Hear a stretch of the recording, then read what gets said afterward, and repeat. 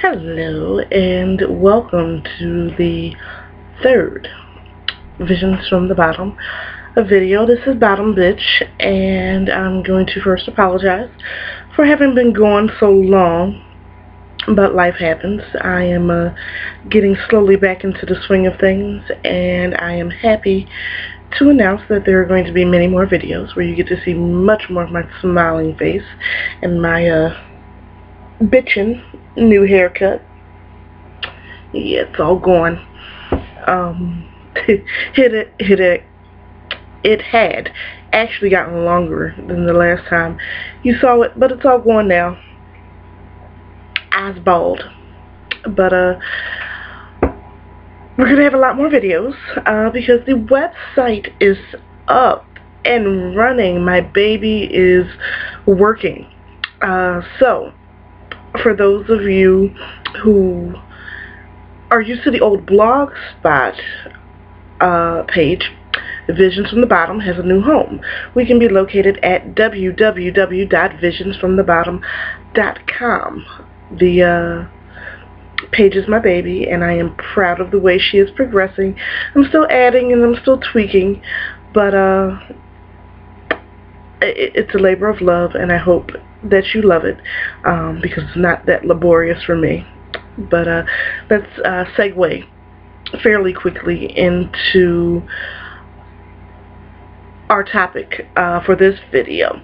And I think we're going to do a series of videos only because YouTube is gay, and anything longer than 15 minutes it doesn't want to upload for me, and I would like my videos to get posted before I go completely into menopause.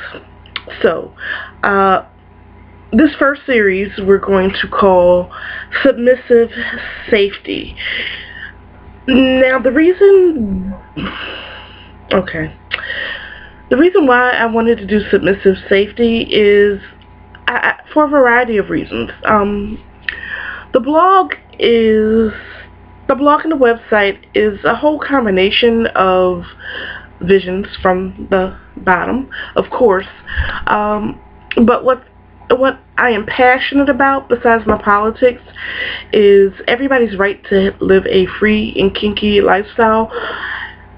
And what I've learned over time is that there are many women that come into this lifestyle, and again, I'm speaking from a heterosexual couple, male top, female bottom perspective. For those of you that don't know, I am in a master-slave relationship. Me slave, he master. So when I speak, I'm speaking from the perspective of a female in a relationship with a male master. As we all know, or as many of us know, I should say, there are many variations of how that can go. So insert your own pronouns, insert your own experience. Take from this what is valuable to you, what you can use, pass on to others what you think that they can use, and please don't be offended if I use a lot of he's and she's and say women, because submissive men run into similar issues that new submissive women run into.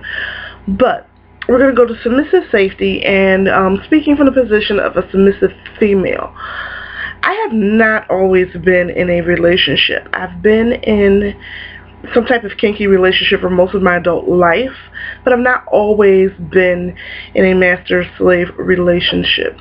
When I first found Set Life 3 years ago-ish, I was single, and I considered myself new only because it didn't register to me that everything that the ex and I had been doing for all of those years was BDSM. I just thought it was normal for us, and then I found this whole kinky community of people that did the stuff that we did, and I was like, yay!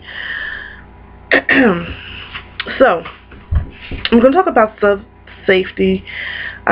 Again, there's going to be there'll probably end up being 4 or 5 of these We'll see. We'll wing it and take it as we go along. When I talk about sub safety, what I'm speaking of is the ability of a woman new to the lifestyle to explore and experience the lifestyle in a safe manner, where she's not victimized, where she's not assaulted, where she's not raped, where she's allowed to explore her kinky side of herself in a safe manner and get to know herself and learn the type of relationship that is going to fit her best and run from there. And it's been my experience that, unfortunately, many women coming into the lifestyle don't get that luxury. Many come in, perfectly fine. I'm one of those fortunate ones. When my time was over with the ex and I was looking for a new type of relationship similar to what the ex and I had, I was fortunate that I got surrounded immediately by ethical people and loving people and caring people and supportive people that were willing to take a newbie under their wing and expose them slowly to the lifestyle, allow them to form their own opinions, and eventually shave their head and do videos in orange t-shirts. Not everybody has that luxury. A lot of women come into this lifestyle looking for what they have not been able to find in what we refer to as the vanilla lifestyle. Okay, that's going to work sometimes. Okay. I think it's important to put here that we must be careful that the mistakes that we made when we were vanilla, that we don't bring into the lifestyle. But, that goes into the learning process. So, part 1 of the safety series is how to explore and learn in a manner that is safe. There's a lot of websites out there, there are a lot of books out there, there are a lot of people out there that do this thing that we do. As I explained, my very first BDSM relationship, I didn't call it BDSM because I didn't know that's what it was. It was just how he and I interacted with one another. But there's a lot of books, there's a lot of resources out there. Some of it is crap, some of it is valuable.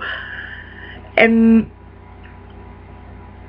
if you've come to the lifestyle because you are generally submissive, or you were generally masochistic, or your role on the bottom is authentic to you, especially if you haven't had it before, it gets real pretty and shiny and exciting, and you want to do it all of the time. Just all of the time. A condition like that is what some of us in the lifestyle refer to as sub-frenzy. Sub-frenzy is, just learning about the experience and going, oh my God, I need it. It's addictive, like nicotine, like cocaine. It's a drug, and you get hooked on it, and you think that you need it and that you'll do anything to get it, including violating your own terms and conditions of operation, including sacrificing your own safety, including making very bad decisions. It's important that you learn how to avoid sub-frenzy, because sub-frenzy often results in a submissive or a bottom hopping from person to person to person, looking for that right fit for them.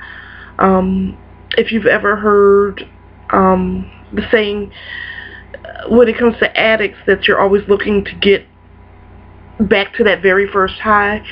It's a similar kind of concept. You meet somebody and they say all the things that push all of your, triggers, and you go, ooh, I want some of that, and then you get some of that, and then you don't like it, and then you leave, but you still want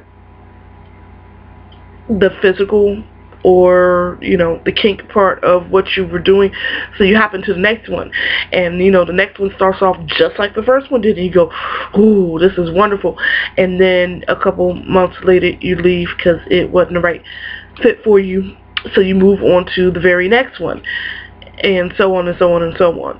That is an example of sub-frenzy, and that type of activity, number one, can burn you out. Number two, can wear you out.